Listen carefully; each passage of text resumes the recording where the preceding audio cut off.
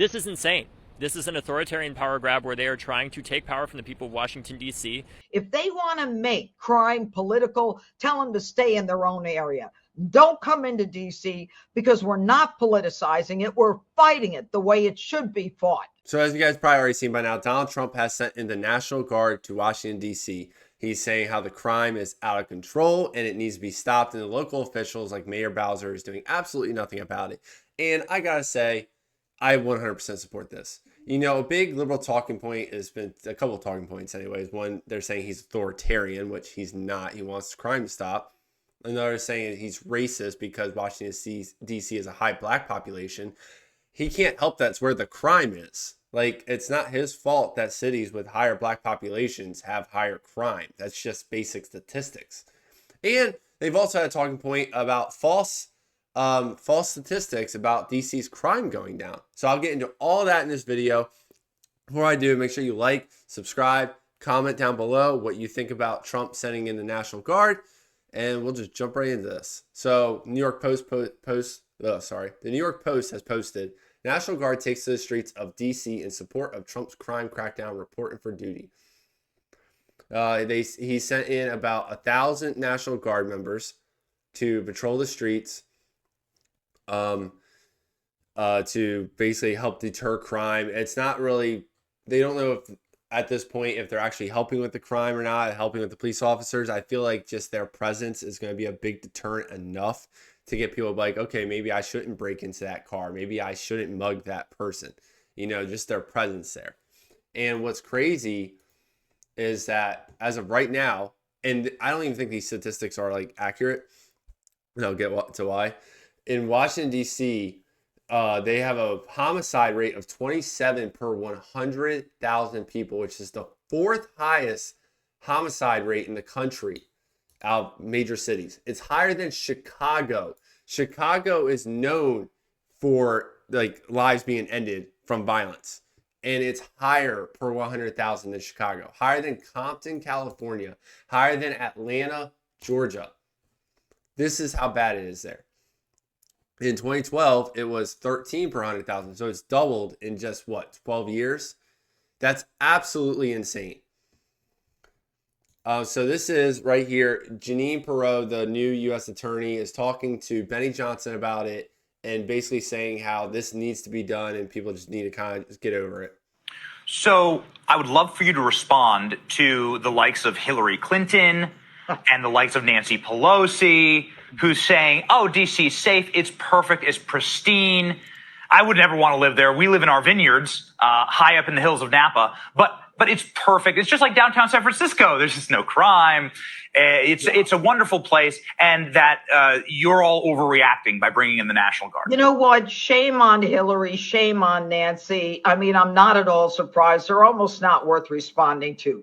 You tell Eric Turpinian, his parents, who lost him a couple of weeks ago, shot in the chest, caught in the middle of gunfire on the street. You tell that mother and father and sister that the place is safe. You tell the kid who was just beaten up to a pulp with broken nose, severe concussion, oh, DC is safe. You tell the 25 teens who were shot and killed in DC in 2024, all victims of color, that it's safe in DC. You go back and tell Hillary and tell Nancy that they don't know what the hell they're talking about. If they want to make crime political, tell them to stay in their own area. Don't come into DC, because we're not politicizing it. We're fighting it the way it should be fought. And all their namby-pamby political ideological nonsense doesn't fight crime. That's the thing. They're trying to act like it's like the safest place ever. And what I've seen a lot of TikTokers do is they'll film like the one street they're on in all of DC, and it'll be somewhere near like the National Mall, which is considered a safer area anyway. It's very touristy. And they'll be like, oh my God, look how dangerous it is. Oh, okay. So yeah, since that one street has no crime on it, I guess the whole city and all the million people or 700,000 people that live there are safe, right? It's absolutely insane. Now, this is where it gets interesting. So a big talking point has been crime rates going down. Like that's been, the liberals have been posting that. Where's the one? Right here. Like crime rate, 35% down, 23, 24, 24, 25 down, 26%. Liberals have been saying this nonstop. But look at this. This is just from three or 4 weeks ago. DC police commander suspended, accused of changing crime statistics. Interesting. Let's see. It's a complaint from other police officers. The union claims police supervisors in the department manipulate crime data to make it appear violent crime has fallen considerably compared to last year. And then it says right here, union officials said there is a larger trend of manipulating crime statistics. That's interesting, right? So maybe the crime rate isn't falling. And he shows an example of how this happens. So this is one of the union members.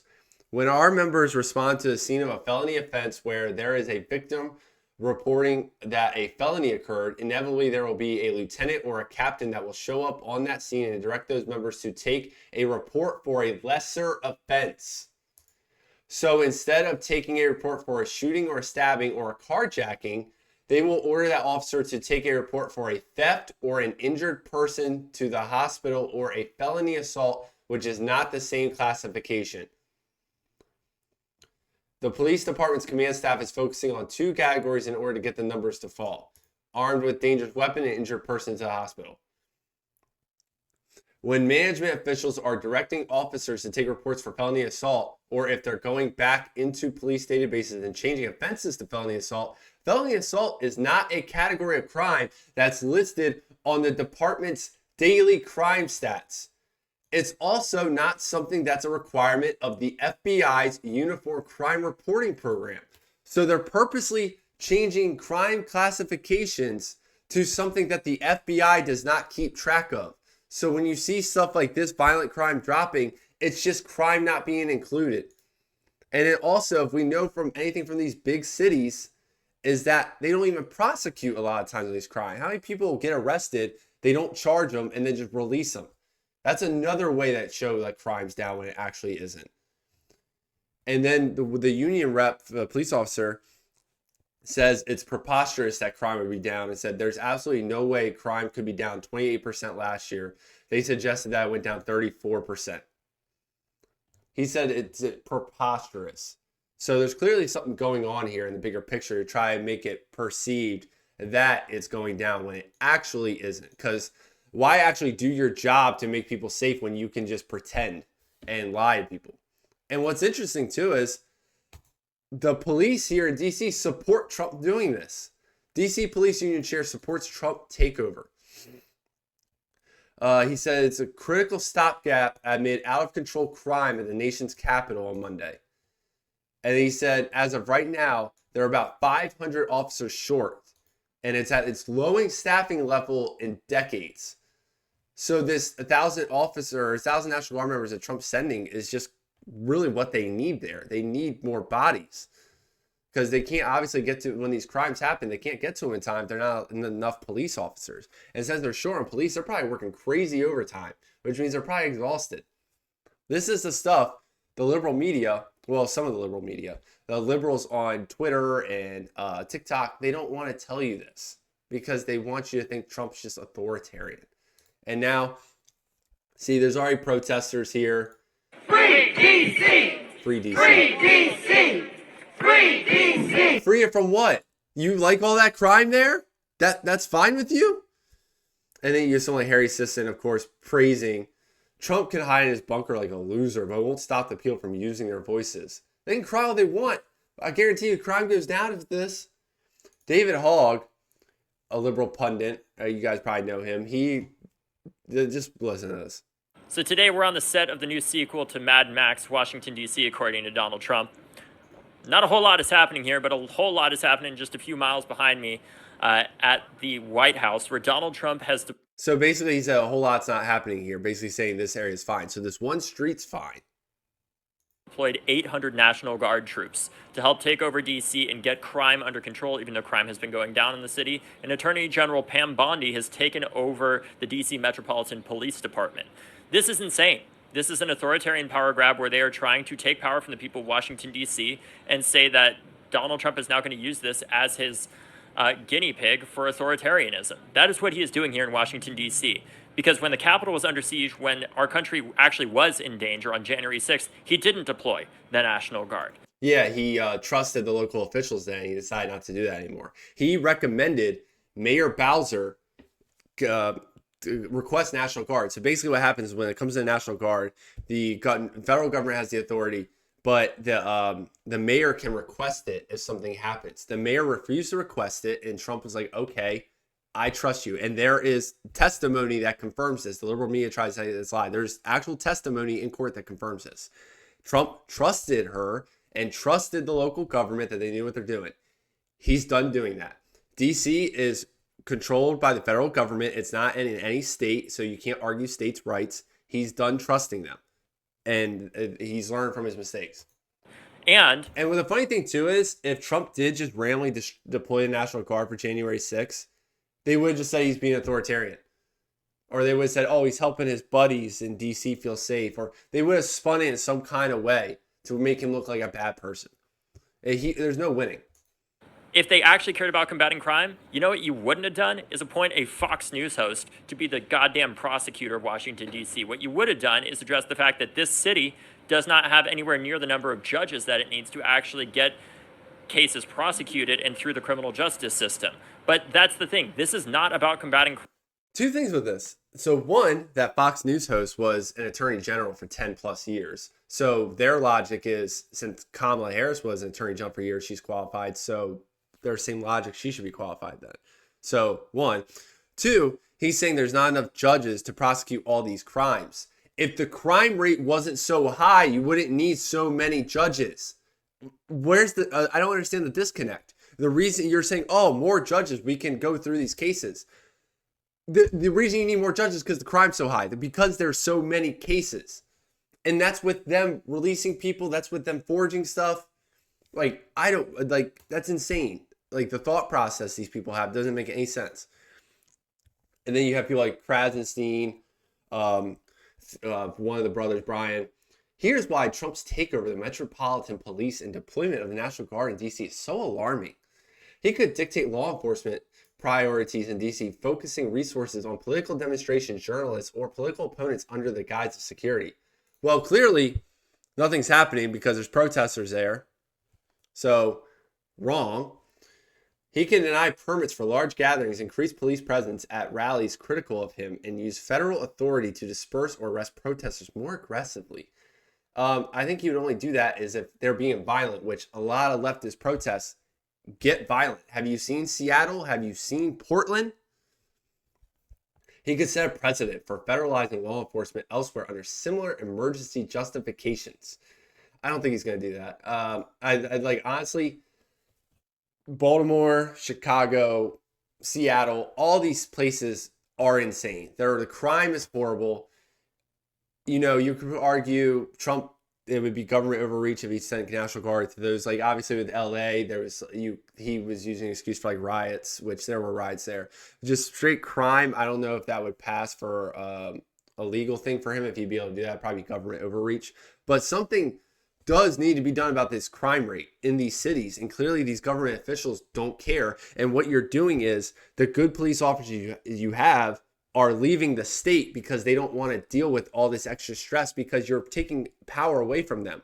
You're like, they'll do all this work to bring people in, and then these district attorneys in these woke cities just release them immediately. So all that effort that cop just did was thrown out the window. So why would cops want to be cops? This is why DC has a shortage. This is why Seattle, Portland, all these cities have shortages. I'm pretty sure Seattle started offering like really fat bonuses to cops because they're so desperate for people. They'd rather go places like Florida where they're respected.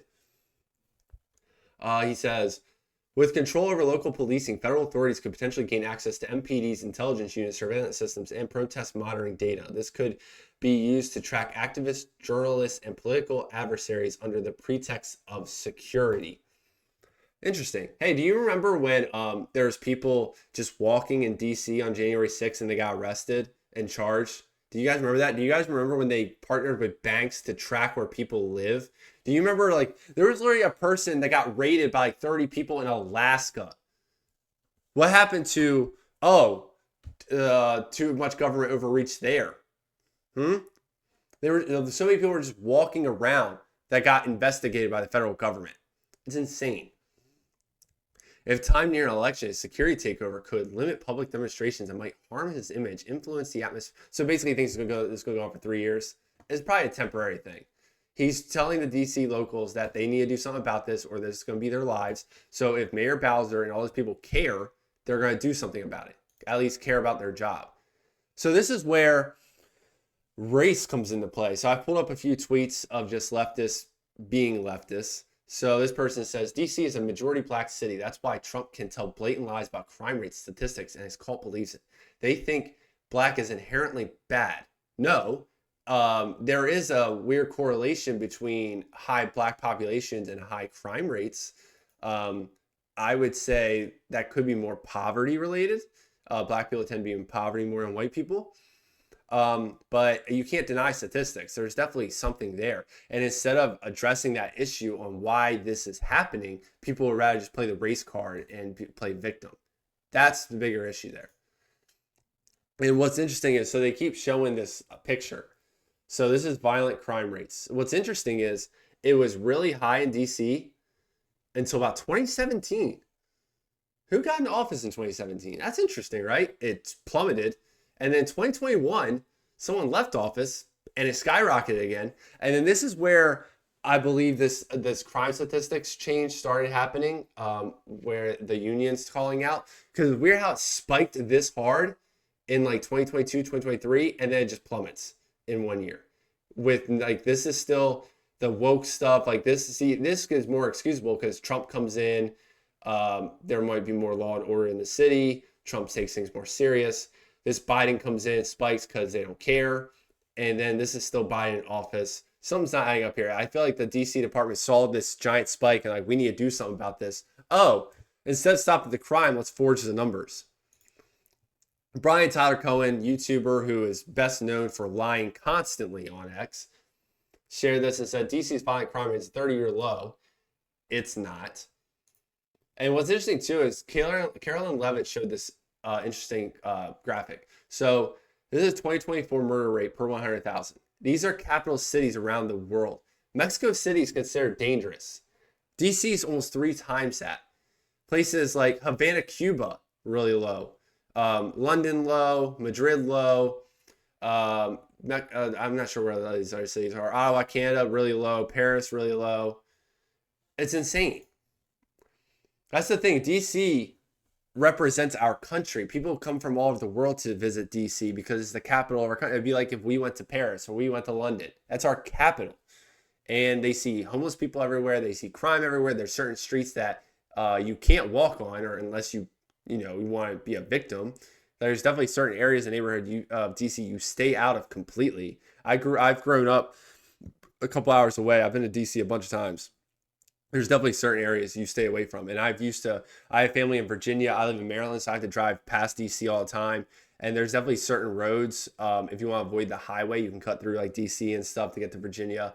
And it gets shady in a lot of areas, just like Baltimore. A lot of boarded up houses, people loitering around, people with squeegees trying to wipe your windows.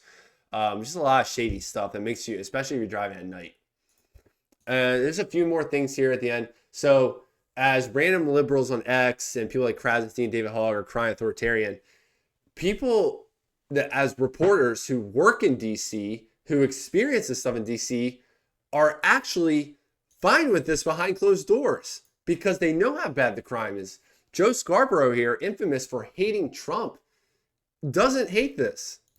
I will just go back to the fact that, the people that are cheering this on privately are not like right-wing Republicans, are not MAGA people. A lot of our friends are in the media, and also Democrats that worked on Joe Biden's campaign, that worked on other campaigns, that are saying, yeah, I'd like to feel safe walking around this city. If the federal government can be a positive partner in keeping the streets safe, while, again, forming a partnership with the DC police and not taking over, then at least the people I've spoken with that live in DC day in, day out, see this as a positive step. Look at that. Liberals behind closed doors. They're not going to come out and say it because, they don't want to do anything to make Trump look good. but they think it's good. They think it's positive because something needs to be done about the crime and local officials aren't doing anything about it. And there's a lot of people that work in DC every single day, especially commuting from Maryland and Virginia. There's people that have to be there for their job. And then this is also CNN talking about it. Scott Jennings basically supporting it, and then people are giving a little pushback, but it's pretty interesting. An obvious difference between DC and any other city in America. You know, a few months ago, I was in Union Station and saw a body hit the floor at the bottom of the escalator in Union Station because there was a murder right in front of me. Up on the second floor, I was going to get a tie, and I heard the shots and saw the body hit the floor. So I've been listening all day long to people trying to make some argument that Washington, D.C. is a safe place.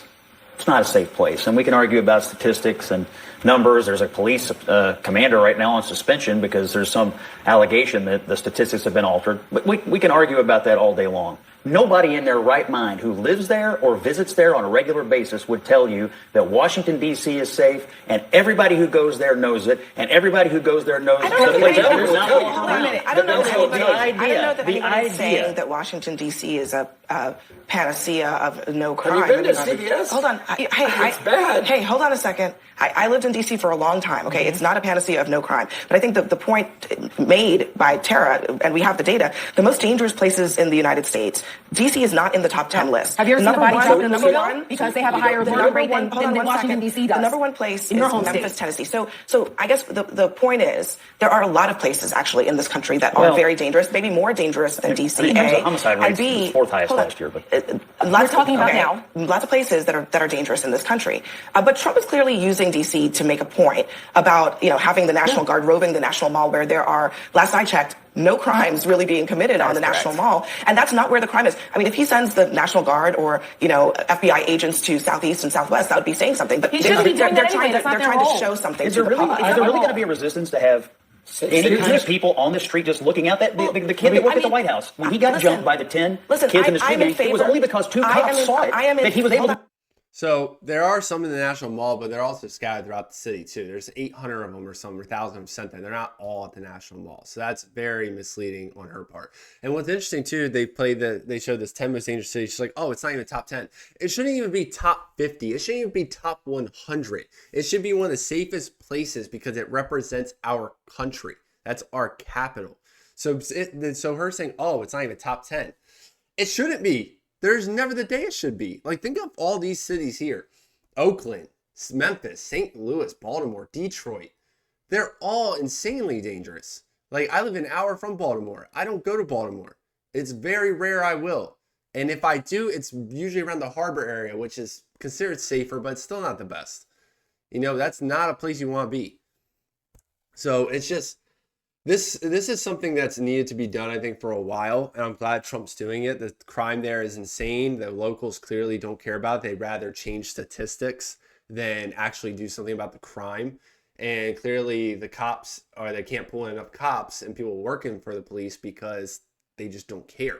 If they gave the cops more power to do stuff, or if they actually prosecuted people that they brought in instead of releasing them, they would probably be more inclined to stay there. But it's not worth it for them because the district attorneys, all local officials don't care.